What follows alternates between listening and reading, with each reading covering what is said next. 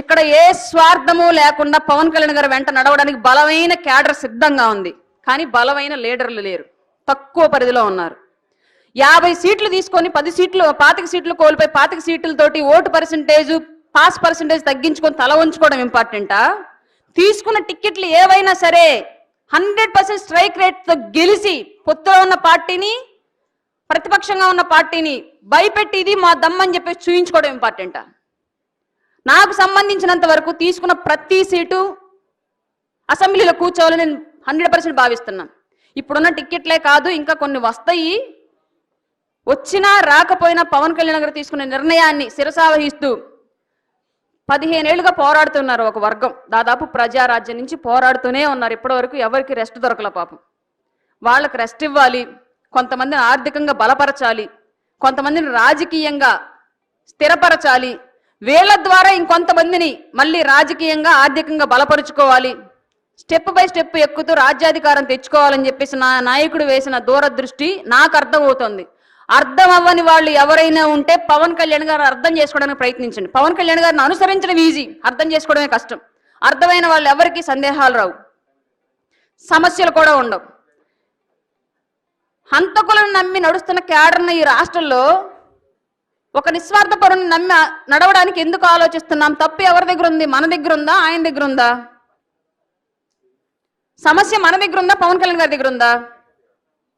రాష్ట్రంలో ఇవాళ ఒక కులం కోసం పార్టీ పవన్ కళ్యాణ్ గారు పెట్టలా, ఒక వర్గం కోసం పవన్ కళ్యాణ్ గారు పెట్టలా, ఒక ప్రాంతం కోసం పవన్ కళ్యాణ్ గారు పెట్టలా.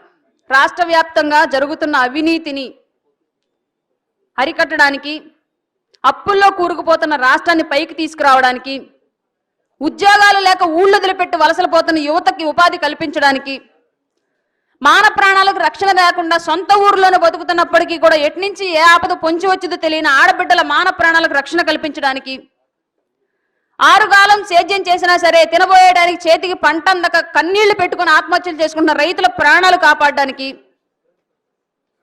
ఇన్ని రకాలుగా ఒక వ్యక్తి వ్యవస్థ మొత్తాన్ని బాగు చేయాలనే ఉద్దేశంతో పార్టీ పెడితే మా ఈగోలు సాటిస్ఫై చేయండి, మేం చెప్పినట్టు మీరు నడవండి అంటే నీ జేబులో ఎంతందో తీసుకొచ్చి టేబుల్ మీద పెట్టి బరిలో దిగు, నిన్ను గెలిపించడానికి మేము సిద్ధంగా ఉంటాం. అంతే తప్ప నీ వెనకాల అన్ని పవన్ కళ్యాణ్ గారు నీ భారం మోయాలి, కానీ నీ ఈగో పవన్ కళ్యాణ్ గారు సాటిస్ఫై చేయాలి అంటే అది రాజకీయాల్లో కుదరదు.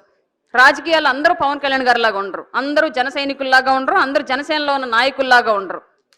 టీడీపీలో ఉన్న నాయకుల్లా ఉంటారు, జనసేన వైసీపీలో ఉన్న నాయకుల్లాగా ఉంటారు.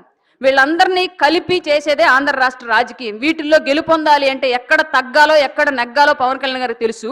ఆయన ఏం చేసినా ఆయన వెంట నిలబడ్డానికి, ఆయన గెలిచే అంతవరకు కూడా ఆ జెండా కింద పడకుండా పైనే పెట్టి పోరాడడానికి అందరూ సిద్ధంగా ఉండాలని చెప్పేసి మనస్ఫూర్తిగా కోరుకుంటూ 24 ఎన్నికలు అనేవి రాష్ట్ర చరిత్రలో అటు నెగిటివ్గా కానీ ఇటు పాజిటివ్గా కానీ మర్చిపోలేని హిస్టరీ లిఖిస్తాయి. గుర్తుపెట్టుకోండి, జగన్మోహన్ రెడ్డి చేసేంత అరాచకం ఇంకెవడూ చేయలేడు, ఉమ్మడి పార్టీకి వచ్చేంత మెజారిటీ ఇంకెప్పుడు రాబోదు. అలాంటి పరిస్థితిని మనం ఈ కళ్ళతో చూడాలి.